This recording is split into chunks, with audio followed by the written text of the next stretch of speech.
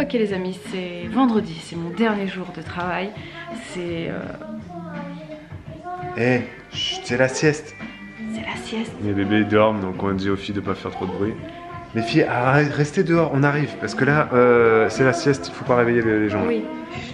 Ok, chut, On à vient tout à l'heure. dans un instant. On arrive. On a de la famille qui vient ce midi, mais on cuisine pas. Non, on cuisine pas parce qu'ils apportent le repas. C'est la première fois qu'on fait comme ça. Ils amènent le repas. On reçoit du monde, mais on fait rien. C'est un concept intéressant. Un concept nouveau, voilà. Donc, non, parce qu'en fait, je pense que c'est plus pratique qu'ils viennent ici, que ça se passe ici. Et vu que c'est pas de mon initiative, c'est peut-être pour ça qu'ils se sont dit on va pas l'embêter, on emmène tout. Du coup, en fait, on reçoit. Il y a on plus de physiquement, place ici, quoi. Mais... Voilà. Et puis, moi, ça me faisait plaisir. Je vais, là, vu que je pense que ça dort, je vais faire une petite tarte à la tomate. Oui, on fait quand même un truc. Et c'est tout. Et voilà. Des bières au frais, voilà. Pour ceux qui boivent. Je vais mettre la boisson au frais. Et peut-être qu'on prépare l'apéro, tout ça quand même. Je crois qu'il emmène des trucs. Pistaches et machin. Je crois qu'il emmène des trucs. Rien à faire. On sortira ce qu'on a si besoin. Ok. Voilà. Je vais chercher les boissons sans alcool et avec alcool. Et voilà, et puis ensuite ils repartent avec 2 de nos progénitures. Oui, c'est vrai, on l'avait dit. Nous allons nous délester de quelques kilos du coup d'enfants, mais pas la totalité. Ouais. Pas encore. Je ne sais pas quand est-ce qu'ils se sentiront prêts à prendre les 3. Écoute, je ne sais pas. On leur pose la question. Mais là, ils partent aussi avec Noémie. Donc ça va être la première fois que Noémie va aller dormir chez papy et mamie sans nous. Voilà. C'est nouveau hein, aussi, donc on verra bien. C'est juste pour 2 nuits, donc ça va passer assez vite. Oui, c'est vrai. Et donc là, on a du coup quelques soirées tranquilles qui arrivent, puisque ce soir, on sera qu'avec Olivia. Demain, on sera qu'avec Olivia, puis ensuite en live avec vous, live sexualité. Et puis dimanche, on fait soirée en famille, et puis après, vous et moi, on part en amoureux. Les amis, c'est le soir. Je vais pas dire que c'est la nuit, j'ai arrêté de dire ça.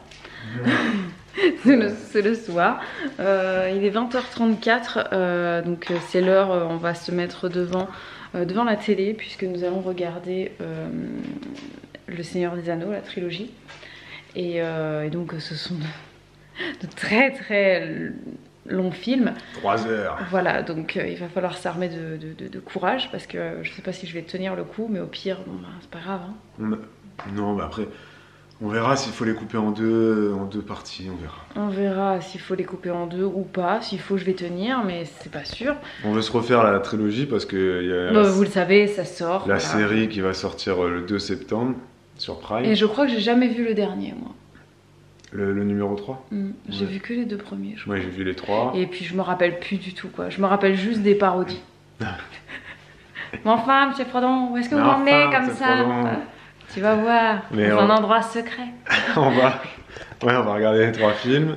Et ouais, et puis la série qui sort en septembre. D'ailleurs, on croyait que c'était une série qui était produite par Amazon Prime, mais pas. Non, ça a juste été... les droits ont été achetés en priorité par Amazon Prime. Ils sont passés devant Netflix. Ils ont réussi à souffler le truc. Netflix, enfin coiffer Netflix au poteau. Et il y avait apparemment la guerre pour les droits de cette série. C'est Amazon qui a gagné. Et apparemment, ça coûte très cher. C'est la série la plus chère de l'histoire.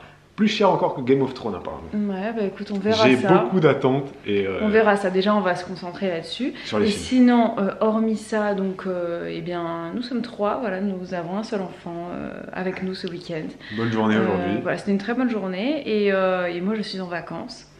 Voilà, et puis... Et vous êtes très contente. Oui, bon, moi je suis très contente. C'était pas du tout désagréable, hein. Franchement mes journées sont très tranquilles, hein. Ça se passe tellement... Bah voilà, ça se passe bien, ça roule. Mais disons que là, demain matin, j'ai pas besoin de me lever, j'ai pas besoin de m'habiller, je peux rester sans soutien-gorge toute la journée. C'est un détail pour vous, mais pour moi, ça veut dire beaucoup. Voire plus que son soutien-gorge, mais... Ouais, voilà, si j'ai envie de faire du topless, je fais du topless. Enfin voilà, si j'ai pas envie de mettre de culotte, je mets pas de culotte. Enfin, voilà, vous voyez ce que je veux dire, je serais vraiment... En vacances. En vacances. Et puis... Ça peut vous faire rire, mais c'est vrai que... ouais, voilà, c'est comme mais ça. vous, ça l'embête beaucoup en ce moment de devoir mettre un soutien-gorge quand les parents arrivent. Bah du coup je le garde toute la journée. C'est ça. Mais voilà, des fois t'es prisonnier de ton soutien-gorge quoi. Faut dire ce qui est. Et après quand elle l'enlève, fait mais je comprends pourquoi j'avais chaud en fait. Je dis bah oui, qu'est-ce que je te dis. Non mais donc voilà, et c'est la plus grande et la plus petite qui sont parties. Chez Papy et Mamie. Voilà, chez Papy et Mamie, et nous on est avec Olivia pour tout le week-end, donc on a prévu des trucs cool avec elle ce week-end. Alors déjà elle s'est régalée cet après-midi, voilà, elle fait un petit truc de comment dire, d'activité manuelle quoi. Oui, voilà. Elle était très contente. Elle était très contente, et puis là on a dîné que tous les trois, voilà, son bain avec nous, et puis là c'est la première fois qu'elle va dormir toute seule, on a l'impression, on a essayé de réfléchir. On a réfléchi et je pense que c'est la première fois. Elle a jamais été seule en fait, Olivia, la nuit, elle a toujours été avec Elena en fait. Toujours. Parce qu'en fait quand elle est née, elle était dans le lit avec nous pendant 9 mois à peu près. Ensuite elle a basculé dans la chambre de sa sœur, donc elle était avec Elena. Et puis ensuite elles ne se sont plus quittées. Parce qu'à partir du moment où les filles elles ont commencé à dormir chez mes parents, c'est le seul endroit où elles ont été en fait sans nous, et elles étaient ensemble, Elena et Olivia, et on n'a jamais fait autrement. Elle a déjà fait la sieste toute seule? Non, je dis des bêtises. Une fois, je dis des bêtises. Une fois, elle a dormi toute seule chez mes parents. Ah bon, elle est toute seule chez tes parents? Oui. Ok, je me rappelle. Mais t'étais pas là, c'était pendant l'été, il y a 2 ans. D'accord. Et en fait, ou non, c'était l'année dernière, c'était l'été dernier, mais je sais pas, je crois qu'elle a dormi avec ma mère. Mais bref, je crois qu'elle a fini dans le lit de ma mère. On va voir si ça se passe bien pour elle là, il n'y a pas de raison. Il n'y a pas de raison. Mais bon, c'est toujours marrant de faire des trucs un peu différents comme ça. Mais là pour le coup c'est vrai qu'elle a pas encore eu ça, mais même Elena elle a pas encore eu ça d'être, enfin à part quand elle était toute petite, mais sinon toute seule avec nous, elle connaît pas, voilà, donc ça va être bien. Il n'y a que Noémie qui connaît ça. C'est Elena qui se réveillera dans la nuit en disant je suis toute seule, qu'est-ce qui se passe? Bah c'est elle, hein, Elena, je parle pas trop fort parce que j'ai peur qu'elle m'entende, mais voilà, c'est plutôt la grande sœur qui a commencé à essayer de lui induire des peurs là. Je dois dire c'est pas possible, tais-toi. On verra.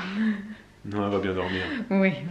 Et on va passer un beau week-end. Oui, on va faire des trucs chouettes, on va faire des sorties, et puis... On va faire du vélo, enfin on verra. On va faire des trucs. Voilà, ça va être bien. On se retrouve demain. Non, t'allais dire autre chose? Non. Non, voilà. C'est tout. Ciao. Les amis, petit aparté hors du temps, retour vers le futur. Ce vlog n'est pas assez long, donc nous décidons, de le compléter en faisant une petite question du jour. Bonjour. Voilà. Et donc hors du temps bien évidemment. Et donc vous probablement aurez une impression de déjà vu de ceci, parce que dans un futur vlog vous nous verrez ici, Bibou sera en train de faire un gâteau, etc. Bon bref, t'as compris l'idée. Là on va juste coller une question du jour, parce que le vlog fait que 7 minutes, c'est pas long là, etc. etc. Donc c'est parti, on a choisi une question sur la culture préférée des Français de Bibou. La tomate. Qui est la tomate. Tout le monde essaie de faire pousser les tomates à la maison. Même ceux qui n'aiment pas jardiner, ils essayent toujours de mettre un petit plant de tomates en été. Tomate cerise, c'est... Et sont souvent tomate cerise. Apprécié. Et Camille a posé une question, je vais la lire. Camille Lab 32 qui nous demande, j'ai une question tomate. Nous, cette année, on a vraiment un rendement raplapla. On a récolté une seule tomate pour le moment. Elle a posé sa question il n'y a pas très longtemps. Hein. Quand je vois la quantité que vous avez chez vous, c'est impressionnant. Merci Camille. Est-ce que vous pensez que vous en auriez eu autant si vous les aviez plantées à l'extérieur, ou est-ce que c'est l'effet serre qui joue à ce point dans la production? Merci Camille pour ta question. Bibou, tu l'as entendu? Résumons, est-ce que là l'effet serre, ça aide? Est-ce qu'il y a d'autres facteurs qui rentrent en jeu? Et comment aider Camille à avoir des tomates chez elle? Et pas que Camille, parce qu'il n'y a pas qu'elle qui se pose la question. Il y a plein de gens dans les commentaires qui nous ont dit effectivement que vous, c'est un peu mou du genou au niveau de votre production de tomates. On va répondre à tout ça. Et on va parler de tomates pendant que Bibou, elle fait un gâteau au chocolat. Hein? Mais bon, ça vous le verrez dans un futur vlog, mais bon, mais vous le voyez quand même là. Alors tomate. J'ai pris un moule qui est très très grand, je sais pas si c'est une très bonne idée. Bref. Est-ce que déjà à l'extérieur on peut dire qu'on a des tomates? À l'extérieur on a des tomates, on commence à en avoir, non, on en a eu pas mal.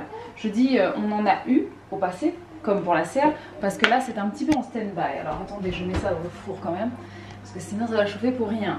J'en ai mis dans la serre, c'était surtout parce que j'avais peur qu'on ait le même été que l'année dernière, c'est-à-dire beaucoup de pluie, beaucoup de mildiou, plus de tomates. Au final, on a tout l'inverse, on a une année extrêmement sèche sans une goutte d'eau, donc c'est pas forcément mieux parce que du coup, tout a soif, tout meurt, tout va mal, mais bon. Elles sont mieux sous serre quand même, hein. Elles ont un peu moins chaud, je trouve. Non? Parce que notre serre est ombragée. Notre serre est ombragée, elles n'ont pas le soleil direct. On a effectivement pas eu de cas de brûlure de tomates à l'intérieur de la serre. On a des fleurs qui ont cramé. On a des feuilles qui ont un peu craquelé aussi, mais aucune tomate n'a souffert de brûlure, alors qu'à l'extérieur, il y en a quelques-unes qui ont brûlé, des tomates je parle. Mais en fait, dehors, on a aussi eu pas mal de tomates. Au niveau production, ça a été plutôt pas mal. J'en ai ramassé quand même beaucoup ces derniers temps. D'ailleurs, je l'ai ramassé essentiellement, c'était plutôt dehors que dedans à un moment. Je dirais que dans la serre, on en a eu plus tôt. Ouais, voilà. ça permet de... On en a eu plus tôt, ça permet d'anticiper ta saison. Tu peux avoir commencer la tomate avant, quoi. Précoce, en avoir avant et puis continuer d'en avoir quand il commence à faire très frais à l'extérieur, par exemple. Une semaine avant, on en a eu?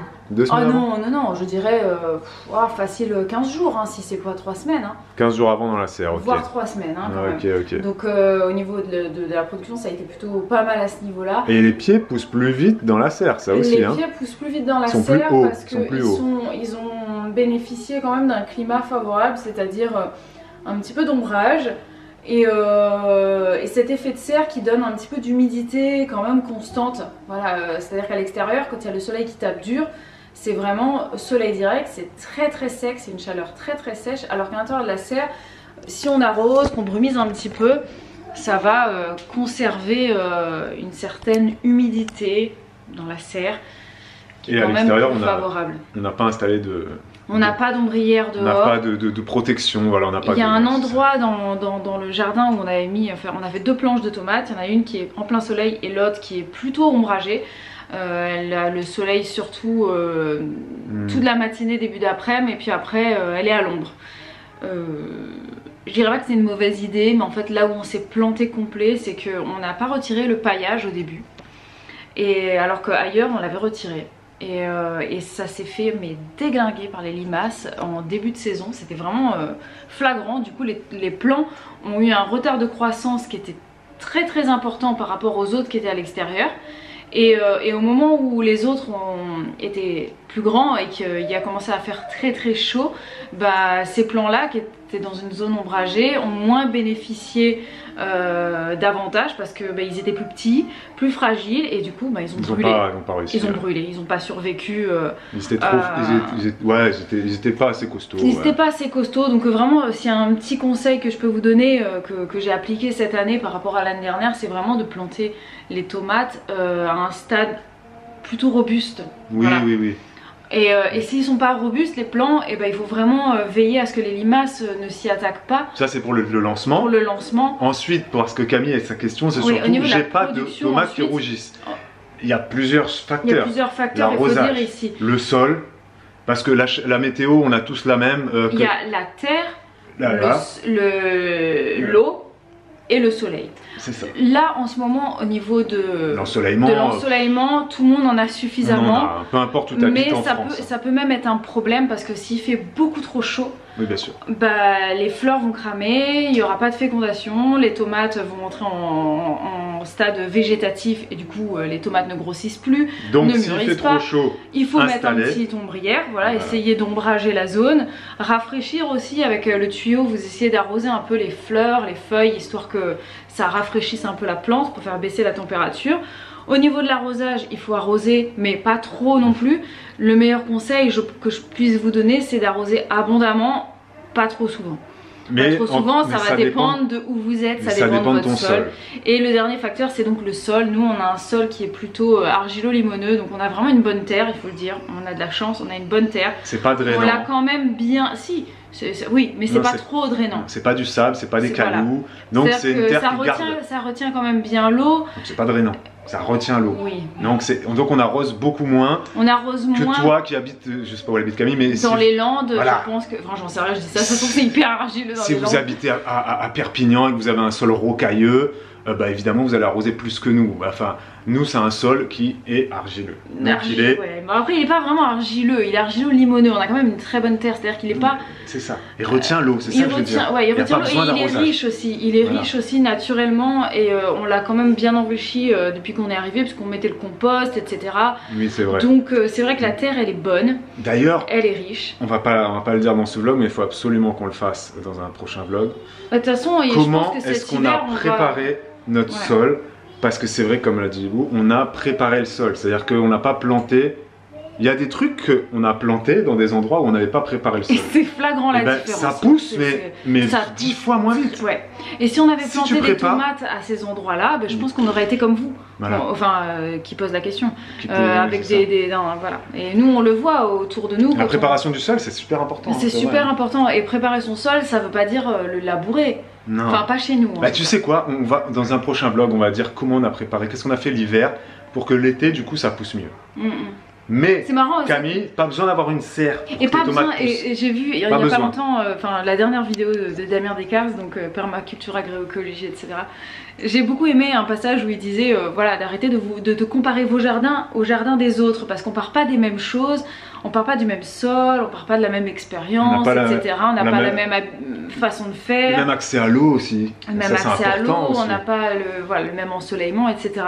Donc vraiment comparez-vous à vous-même, comme il le disait, et je trouve que c'est vraiment le meilleur conseil. Voyez ce que vous avez fait l'année dernière, vous corrigez ce qui n'a pas fonctionné, vous faites d'autres expériences, voilà, pour essayer de voir qu'est-ce qui convient chez vous. Voilà, il y a des choses qui marchent très bien chez nous, qui marchent peut-être pas chez d'autres. On a tenté, nous, le paillage au printemps l'année dernière, c'est mort, on a perdu énormément de plants. Cette année, on l'a pas fait, et ben tout est parti beaucoup mieux. Par contre, on a fait l'erreur de ne pas repailler. Donc le sol s'est asséché assez vite. Le sol s'est asséché assez vite, donc on est obligé maintenant d'arroser parce que malgré la rétention en eau de notre sol, voilà, on a une terre qui est maintenant très sèche. Et pour vite fait revenir sur sa question, pourquoi mes tomates rougissent pas? Donc Hugo a dit le sol, la serre, elle a dit oui ça sert pour que ça soit plus précoce, mais bon ça... j'ai une autre astuce par rapport au mûrissement, pendant que j'y pense, parce que je te reviendrai après parce que moi je sais que j'oublie sinon. Quand vous avez des tomates qui mûrissent, laissez-en toujours une qui commence à mûrir, laissez-la sur la grappe, et s'il n'y en a pas qui sont en train de mûrir mais que tout est mûr, laissez-en une qui est mûre sur la grappe, histoire qu'elle libère, je me rappelle plus c'est quoi l'hormone qui fait mûrir quoi, mais il faut le laisser parce que ça va dégager de l'éthylène je crois, ou je sais plus, qui permet le mûrissement. Et ce que tu m'avais dit aussi, c'est que si on coupe trop de feuilles, donc on enlève trop de gourmands, ton pied de tomate il aura pas beaucoup de feuillage, et en fait le feuillage c'est ça qui permet aux fruits de mûrir, de devenir sucré. En fait, c'est pas la tomate qui capte le soleil, c'est la feuille qui va faire la photosynthèse, etc. Donc le pied, lui, s'il n'a pas de feuilles, pas beaucoup de feuilles, il va pas pouvoir capter suffisamment d'énergie. Donc, enlever les gourmands, il y en a qui le font, ils ont le droit. Nous, on l'a fait, Bibo l'a fait un petit peu des fois pour désencombrer et tout. Mais il y a des gens qui des fois enlèvent peut-être systématiquement trop de feuilles. Les gourmands sont... Même si tu enlèves tous les gourmands, tu peux avoir suffisamment de feuilles. Parce qu'il y a des gens qui enlèvent aussi beaucoup les feuilles. En se disant que il faut que la tomate soit au soleil pour rougir. Ah oui, d'accord. Mais même si vos tomates elles sont coincées sous les feuilles, c'est pas un problème. Et au contraire, c'est même mieux parce que ça les protège du soleil direct qui peut les brûler. Voilà, vous laissez les feuilles, c'est les feuilles qui vont apporter le sucre et le goût aux tomates. C'est les feuilles qui vont les faire mûrir. C'est pas le fruit. Voilà. Ok.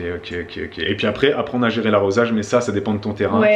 Et donc on peut ça dépend de ta façon et ton envie de faire aussi. On peut pas te dire, c'est vrai que nous on arrose une fois tous les 4-5 jours. Il y en a qui sont obligés d'arroser tous les 2-3 jours. Il y en a qui sont, on a arrosé samedi, donc on va arroser là, mercredi, bref. Il y en a qui ont besoin d'arroser tous les 2 jours. Il y en a qui ont besoin d'arroser matin et soir, je le sais. C'est parce que psychologiquement ils se disent c'est pas possible autrement. Oui, c'est trop. C'est trop, mais à la fois ça dépend comment tu arroses. Si tu arroses juste un petit peu. Ah oui, ou tu bremises comme ça. Forcément oui, là il faut faire 2 fois par jour parce que normalement on est supposé inonder le sol. Oui. Inonder le plan. Chaque pied doit avoir au moins. Normalement on dit qu'un plant de tomate, tu lui mets quasiment 5 litres, je crois, 5-6 litres. Normalement, un arrosoir c'est 10-12 litres. Tu fais 2 plants. Tu fais 2 plants, voilà. Après, ça, c'est la théorie. Et c'est toutes les semaines, enfin une fois par semaine, mais ça dépend vraiment du sol. Ça dépend, et ça dépend de ton paillage. Si tu pailles beaucoup, l'eau va moins s'évaporer. Donc il y a beaucoup de facteurs qui rentrent en jeu. C'est pour ça qu'on ne peut pas vous donner de comment arroser. Ça dépend. Peut-être que là vous avez toutes les astuces nécessaires pour avoir. Peut-être que vous avez des pistes de pourquoi ça mûrit pas ou comment faire pour que. Mais en tout cas, si vous avez échoué cette année, entre guillemets, si ça n'a pas fonctionné cette année, ne le vivez pas comme un échec, mais plutôt comme une leçon. Notez dans votre tête ou sur un carnet ce qui n'a pas fonctionné, pourquoi à votre avis, et ce que vous voulez tenter l'année prochaine. Voilà. Et ce sera mieux l'année prochaine. Et dans un prochain vlog, on vous parlera de la préparation du sol, parce que nous aussi on prépare et Camille. Et voilà. Pour ta question. Merci beaucoup. Et le vlog est fini là. Ciao, à demain.